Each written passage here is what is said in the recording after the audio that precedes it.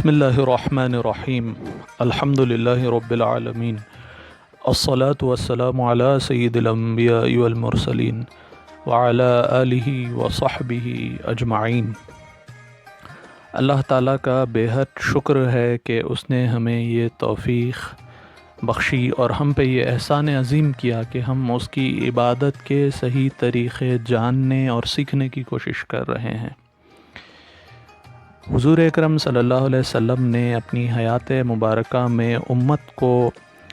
غسل کے طریقے اور غسل کب کب کرنا چاہیے یہ سکھایا تھا، جبکہ حضور اکرم صلی اللہ علیہ وسلم کی ظاہری حیات کے 800-900 سال 1000 سال تک بھی لوگوں میں یہ عالم تھا، جو ویسٹرن ورلڈ جس کو ہم کہتے ہیں، مغربی دنیا جس کو آج صاف ستھرائی اور اپنی شفافیت پر اور اپنے پاک و صاف رہنے پر آج ناز ہے،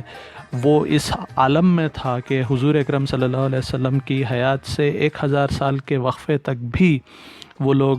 گندگی میں ڈوبے ہوئے تھے۔ کوئی سال میں 1 مرتبہ نہاتا تھا، کوئی سال میں 2 مرتبہ نہاتا تھا، غسل نہیں کرتے تھے، وہ لوگ بہت گندے رہتے تھے۔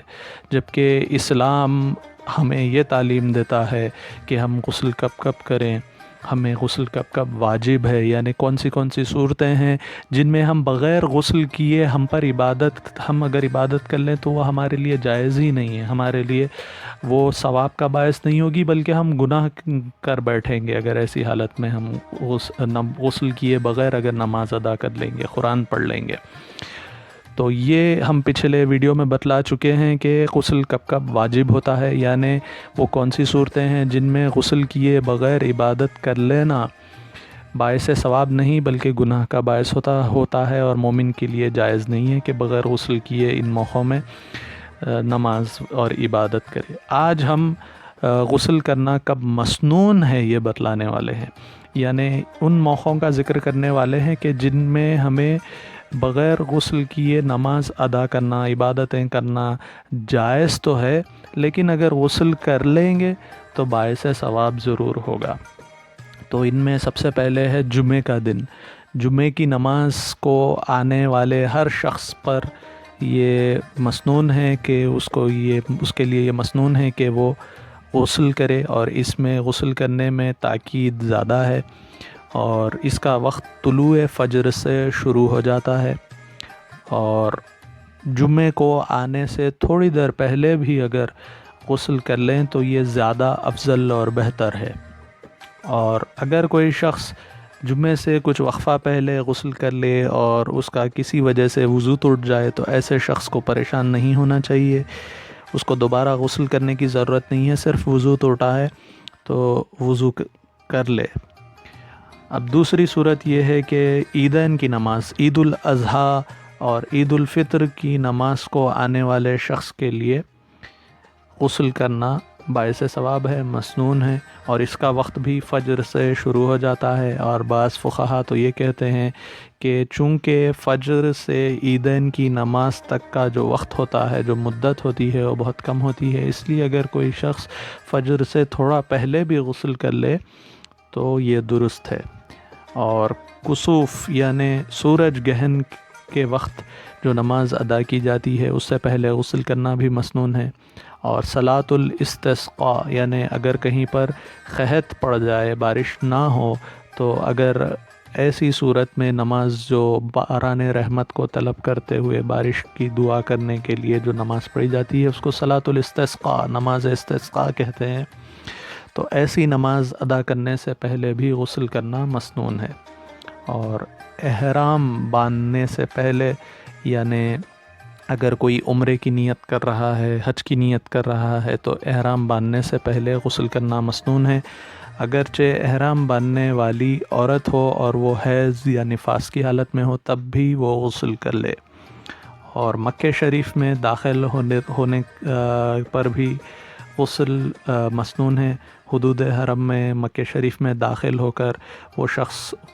جو داخل ہو رہا ہے اس کو چاہیے کہ غسل کر لے، اگرچہ کوئی حیض والی عورت بھی ہو تو غسل کر لے۔ اسی طرح منی سے مکے کو آتے وقت بھی غسل کرنا مسنون ہے، اور اگر کوئی شخص مکہ شریف میں ہو اور مسجد حرام میں داخل ہونے والا ہو تو داخل ہونے سے پہلے بھی غسل کرنا مسنون ہے، اور وقوف عرفات کے لیے بھی غسل کرنا مسنون ہے۔ اسی طرح باقی مناسک حج و عمرہ میں بھی غسل کرنا مسنون ہے، جیسے مبیت مزدلفہ میں رات گزارنا، رمی جمار اور طواف زیارت، طواف وداع اور سعی کرتے وقت، اور حضور اکرم صلی اللہ علیہ وسلم کی قبر شریف کی زیارت کو جاتے وقت بھی غسل کرنا مسنون ہے۔ اور اگر کوئی میت کو، یعنی کوئی مردہ شخص ہے، اس کو غسل دے رہا ہے، تو یہ غسل دینے والے کو خود بھی غسل میت کو دینے کے بعد خود اس کو غسل کرنا مسنون ہے، بلکہ اس میں تاکید زیادہ ہے، اس پر زیادہ سٹریس کیا گیا ہے کہ جو غسل دے رہا ہے مردے کو وہ خود بھی غسل کر لے۔ اور اگر کوئی دیوانگی اور بے ہوشی سے افاقے کے بعد ٹھیک ہو جاتا ہے، دیوانگی میں تھا، بے ہوشی میں تھا، اس سے افاقہ ہو گیا، تو اس کے بعد جو ہے ٹھیک ہو گیا وہ، تو اس کے بعد بھی غسل کرنا مسنون ہے۔ اور اگر کوئی عورت مستحاضہ ہو، یعنی حیض اس کو جو ہر ماہ مدت تھوڑے دن ہوتی ہے حیض کی، اگر وہ بہت زیادہ بڑھ جائے تو یہ ایک مرض ہے، ایسی صورت میں بھی اگر مستحاضہ ہے تو ہر بار نماز سے پہلے اس کو غسل کرنا مسنون ہے، یعنی اگر غسل کر لے تو بہت اچھی بات ہے، باعث ثواب ہوگا ہر نماز سے پہلے۔ لیکن اگر غسل نہیں کر سکتی، حرج ہے، تو صرف پاکی حاصل کرے، صاف صفائی حاصل کر کے وضو کر کے نماز ادا کر سکتی ہے۔ ایسے ہی اگر کوئی شخص بہت بڑے مجمع میں شریک ہوتا ہے، جہاں پر بہت زیادہ لوگ جمع ہوتے ہیں کہ اس طرح کے ایک دوسرے سے حرج پہنچتا ہو، یعنی ایک شخص کو دوسرے شخص سے حرج پہنچتا ہو، دھکم پیل ہوتی ہو اور پسینہ وغیرہ نکل جاتا ہو، تو ایسے مجمع میں شرکت کے بعد بھی غسل کرنا مسنون ہے۔ تو یہ وہ صورتیں تھیں جن میں غسل کرنا مسنون ہے۔ اگر آپ کو ہمارا چینل پسند آتا ہے، ہمارا کام پسند آتا ہے، تو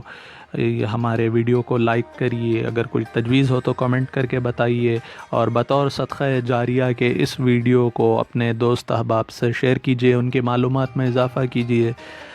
جزاک اللہ خیرا۔ السلام علیکم۔